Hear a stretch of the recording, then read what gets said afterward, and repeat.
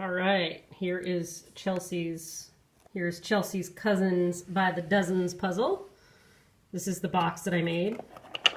It's pretty cool. It says, "Happy birthday, Chels, love Jen." It's got this T that keeps it from opening when it shouldn't. So you take the T out and slide the box open. And there's the puzzle inside. The other cool thing is there are these special pieces incorporated into the puzzle. The puzzle is 8 by 10, and it's on these wood pieces. Here's the rooster. They're like this.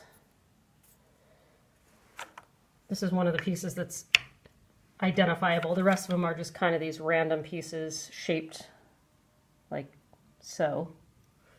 Various.